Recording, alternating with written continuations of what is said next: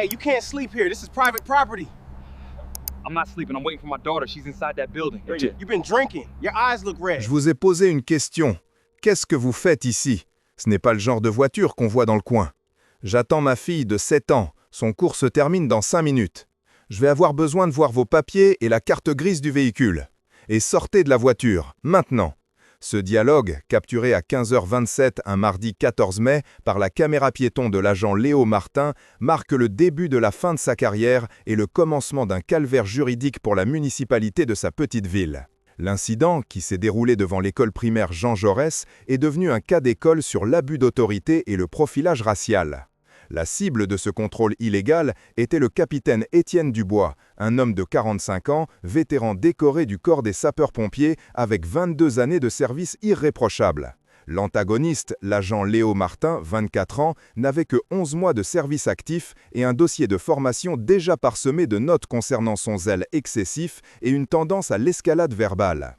La confrontation qui a suivi, d'une durée totale de moins de 5 minutes, a été intégralement enregistrée, non seulement par la caméra de l'agent Martin, mais aussi par le système de vidéosurveillance haute définition de l'établissement scolaire et par les téléphones portables de plusieurs parents témoins, créant un faisceau de preuves irréfutables. Ce récit est la chronique documentée de la manière dont un préjugé flagrant, exercé sous le couvert de l'uniforme, a conduit à la ruine financière et professionnelle d'un jeune policier et a coûté aux contribuables une transaction judiciaire s'élevant à 850 000 €. L'histoire se déroule non pas dans une ruelle sombre, mais en plein jour, dans le lieu le plus banal et sécurisant qui soit, la sortie d'une école. Le capitaine Dubois était arrivé avec 15 minutes d'avance, une habitude héritée de sa formation militaire. Son SUV, un modèle familial récent mais pas ostentatoire, était garé en parfaite conformité avec la signalisation, dans la zone de dépose minute prévue à cet effet. Il n'écoutait pas la radio, préférant le silence pour décompresser après une garde de 24 heures, particulièrement éprouvante, qui avait impliqué un feu d'appartement et 2 interventions des services d'urgence.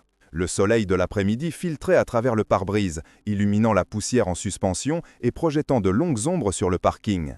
À travers la vitre, il observait la routine familière des autres parents, certains discutant en petits groupes, d'autres absorbés par leur téléphone. La scène respirait la normalité, une tranquillité suburbaine presque pictorale. Le capitaine Dubois, par nature et par profession, était un observateur. Il remarqua l'agent Martin bien avant que celui-ci ne s'approche de son véhicule. Il le vit terminer une conversation avec un collègue, puis balayer le parking du regard. Le regard de l'agent s'arrêta sur son SUV, puis sur lui, un homme noir assis seul au volant. Il y eut une pause, un moment de décision presque imperceptible, puis l'agent commença à marcher dans sa direction. Sa démarche n'était pas celle d'un policier effectuant une ronde de routine. Elle était déterminée, presque agressive, une ligne droite tracée entre son point de départ et la portière du capitaine. Dubois ne ressentit ni peur ni colère, mais une profonde lassitude. Il avait déjà vécu des versions édulcorées de cette scène des dizaines de fois dans sa vie. Il garda les mains visibles sur le volant et attendit. L'agent Martin arriva à sa hauteur et, sans un mot de salutation, frappa sèchement sur la vitre avec ses phalanges. Le son sec et impérieux détonna dans l'atmosphère paisible. L'analyse ultérieure de l'enregistrement de la vidéosurveillance de l'école par les enquêteurs de l'IGPN, l'Inspection générale de la police nationale, confirmera qu'aucune infraction au code de la route, aucun comportement suspect, ni aucune justification légale pouvait motiver ce contrôle.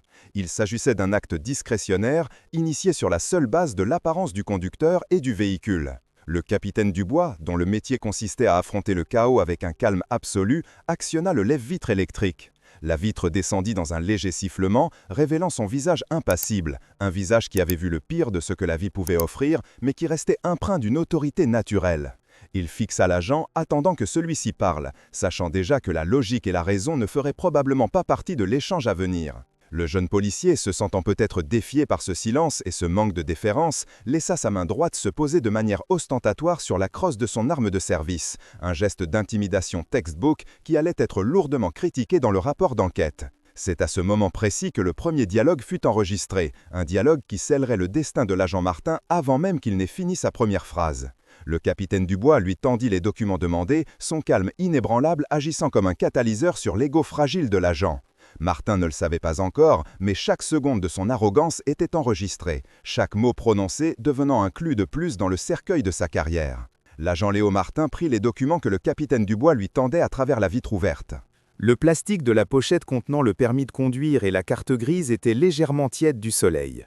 Martin les examina, non pas avec la diligence d'un professionnel cherchant à vérifier une conformité, mais avec le dédain d'un homme cherchant à confirmer un préjugé.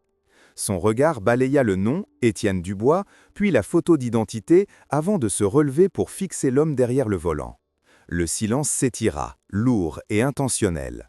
Chaque seconde était une manœuvre d'intimidation, une tentative de faire vaciller le calme imperturbable de cet inconnu. La caméra piéton, fixée sur son torse, enregistrait fidèlement le léger tremblement de ses mains, un signe de nervosité ou d'adrénaline que le rapport de l'IGPN soulignerait plus tard comme un indicateur de son manque de maîtrise. Pour Martin, la situation était simple. Cet homme, dans cette voiture, dans ce quartier, représentait une anomalie. Son esprit, formaté par 11 mois de patrouilles et une vision du monde binaire, avait déjà rendu son verdict.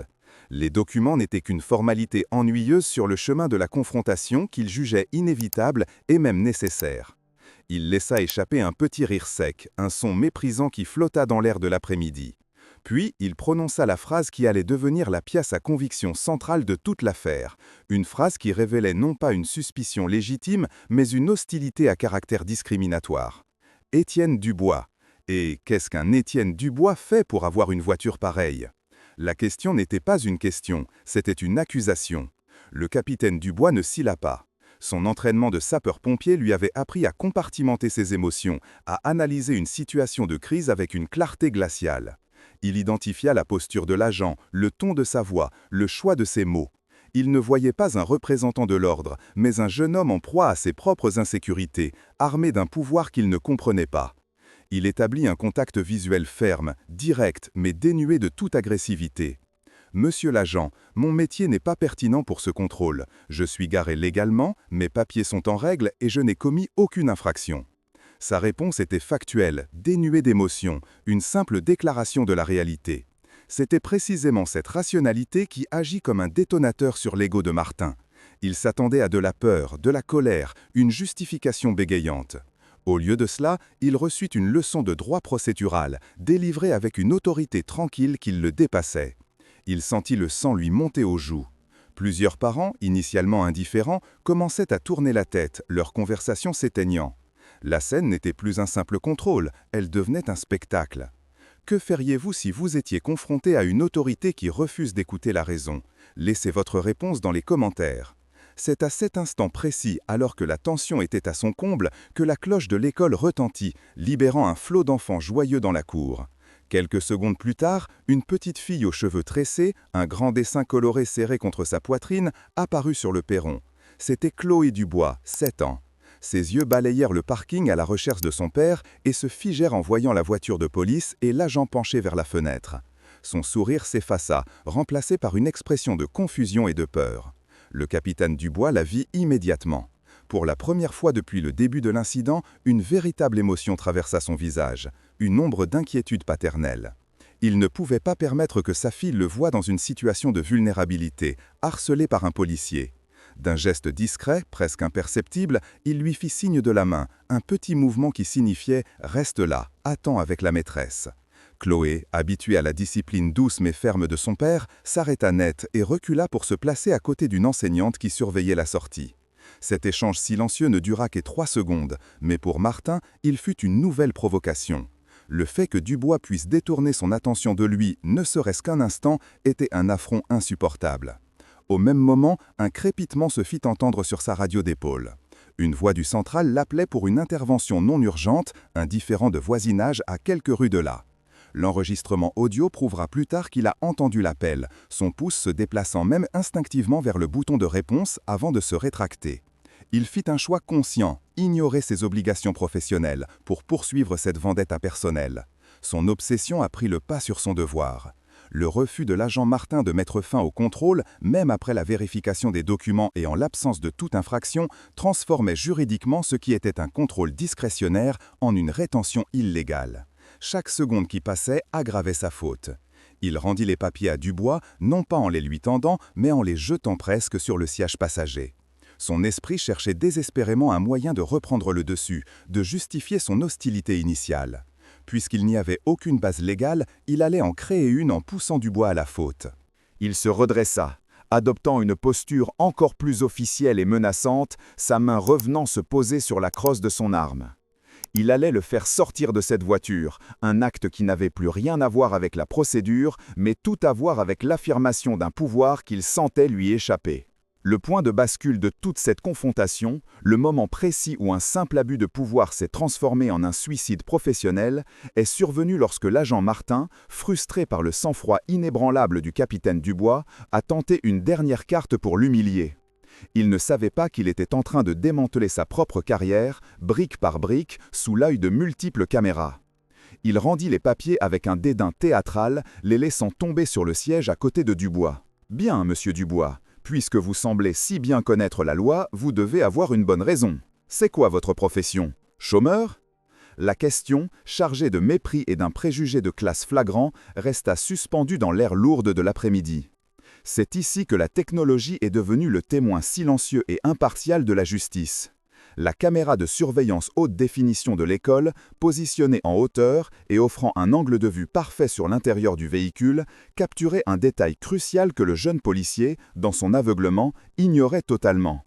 Sur le siège passager du SUV, soigneusement plié sur un sac à dos d'enfant, se trouvait la veste de service des sapeurs-pompiers du capitaine Dubois. L'insigne de capitaine, brodé de fils dorés, était clairement visible, brillant discrètement sous un rayon de soleil. Le capitaine Dubois marqua une pause calculée, un silence de 2 secondes qui laissa l'insolence de la question résonner et s'imprégner dans le micro de la caméra piéton. Puis, sa voix, calme mais résonnant d'une autorité contenue qui ne provenait pas d'un uniforme mais de 22 années de commandement face au danger et au chaos, remplit l'habitacle et se projeta vers l'extérieur. « Je suis capitaine chez les sapeurs-pompiers, 12e groupement. Et pour la 3e fois, je suis ici pour récupérer ma fille. » L'effet sur l'agent Martin fut instantané et dévastateur. L'enregistrement audio de sa propre caméra capta un changement subtil dans sa respiration, un léger hoquet d'air. La certitude arrogante qui l'animait, la conviction qu'il avait affaire à un criminel ou à quelqu'un qui n'était pas à sa place, s'évapora en une fraction de seconde, remplacée par une vague de panique glaciale. L'homme qu'il harcelait depuis plusieurs minutes n'était pas un simple citoyen, mais un officier de haut rang d'un autre corps d'État, une figure respectée, un héros local. La procédure standard aurait été de présenter des excuses confuses et de se retirer immédiatement.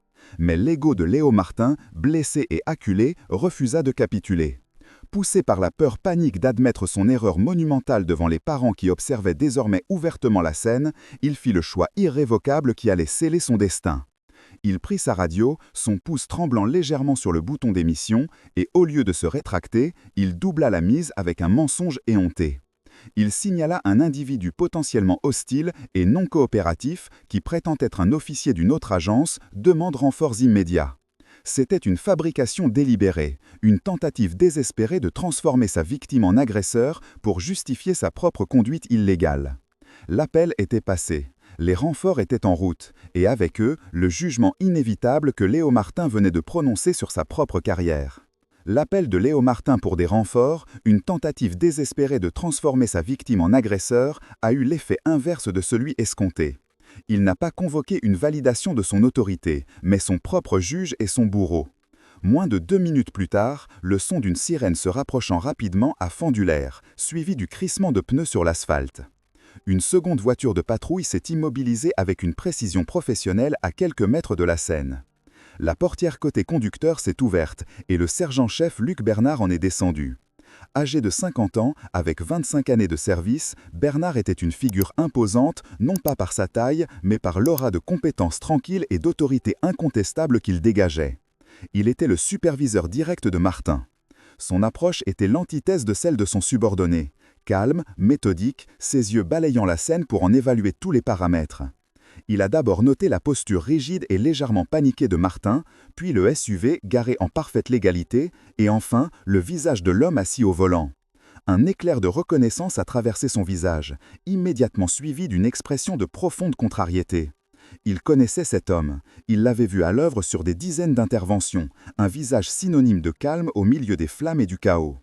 Il a complètement ignoré Martin, s'adressant directement au conducteur avec un respect évident. « Capitaine Dubois, Étienne, qu'est-ce qui se passe ici ?» La familiarité, l'utilisation du prénom ont été comme une décharge électrique pour Léo Martin. Le monde qu'il avait tenté de construire, où il était l'autorité et Dubois le suspect, s'est effondré en un instant. Le capitaine Dubois a simplement hoché la tête en direction du sergent-chef, son calme toujours intact. Sergent-chef, votre agent pourra vous l'expliquer. Il pense que je suis une menace. La réponse, factuelle et dénuée de toute accusation directe, était d'une efficacité redoutable.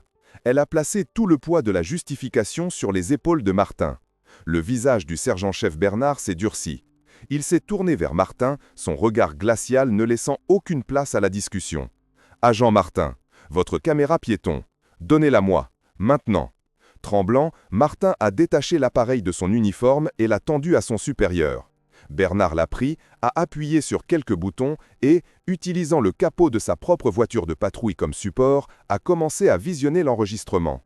Les parents témoins, sentant que le vent avait tourné, s'étaient rapprochés, leur téléphone désormais levé, enregistrant ouvertement la scène. Le silence n'était rompu que par le son grésillant de l'enregistrement audio provenant de la petite caméra. Le visage de Bernard est passé de la contrariété à l'incrédulité, puis à une fureur froide et contenue. Chaque mot méprisant de Martin, chaque escalade injustifiée, chaque mensonge était là, enregistré pour l'éternité. Le visionnage public de la preuve est devenu une forme d'exécution de carrière en direct, un spectacle dont Martin était la vedette involontaire et honteuse. Le visionnage public de la preuve est devenu une forme d'exécution de carrière en direct, un spectacle dont Martin était la vedette involontaire et honteuse. L'enregistrement de la caméra piéton de l'agent Martin, visionné sur place par le sergent-chef Bernard, est devenu la pièce maîtresse d'une instruction à charge menée en temps réel. Les sons que s'échappaient du petit haut-parleur étaient clairs et accablants. La voix tendue et agressive de Martin, ses questions chargées de préjugés, sa remarque dédaigneuse sur la profession de Dubois. Chaque seconde d'enregistrement était une pelletée de terre de plus sur le cercueil de sa carrière. Le sergent-chef Bernard n'écoutait pas seulement un rapport d'intervention, il assistait à la création d'un dossier pour l'IGPN, à la naissance d'un procès coûteux pour la ville et à la destruction de la confiance du public, tout cela en moins de 5 minutes. Les parents témoins, qui avaient d'abord gardé leur distance, formaient maintenant un demi-cercle silencieux, leur téléphone agissant comme un jury numérique documentant chaque nuance de l'humiliation qui se déroulait. La technologie, que Martin avait utilisée comme un outil d'intimidation, s'était retournée contre lui pour devenir l'instrument de sa propre condamnation. Quand Bernard a finalement relevé la tête, ses yeux étaient des éclats de glace. Il n'y avait plus de place pour le doute ou l'interprétation. Il a éteint la caméra d'un geste sec et s'est tourné vers le jeune agent qui se tenait là, le visage livide, réalisant l'ampleur catastrophique de son erreur.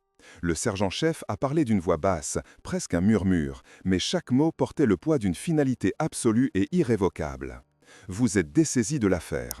Retournez à la voiture, tout de suite. Rendez votre arme et votre insigne au commissariat. On va avoir une discussion avec l'IGPN. » L'humiliation était totale, publique et sans appel. Sous le regard des parents et des caméras de leur téléphone, Léo Martin, le visage blême, a fait demi-tour comme un automate, son autorité évaporée ne laissant derrière lui que l'épave de sa carrière. Le sergent-chef Bernard s'est alors approché de la fenêtre du capitaine Dubois, son expression passant de la fureur à un profond regret professionnel. « Capitaine, je suis sincèrement désolé. Toutes nos excuses. » Le capitaine Dubois a simplement hoché la tête, son visage ne trahissant aucune satisfaction, seulement une immense lassitude. Il savait que cette validation publique n'était que le début d'un long processus administratif, un processus qui allait quantifier la ruine de Léo Martin en chiffres et en règlements. Les conséquences pour Léo Martin ne furent pas simplement une réprimande administrative, elles constituèrent un démantèlement méthodique et complet de sa vie professionnelle, financière et sociale, une cascade de rétribution documentée avec une précision clinique. L'onde de choc de son acte de préjugé de 5 minutes s'est propagée bien au-delà du parking de l'école, atteignant les plus hauts niveaux de l'administration municipale et du système judiciaire. L'enquête de l'IGPN, déclenchée moins d'une heure après l'incident sur ordre direct du commissaire divisionnaire alerté par le sergent-chef Bernard, fut d'une rapidité et d'une efficacité chirurgicale.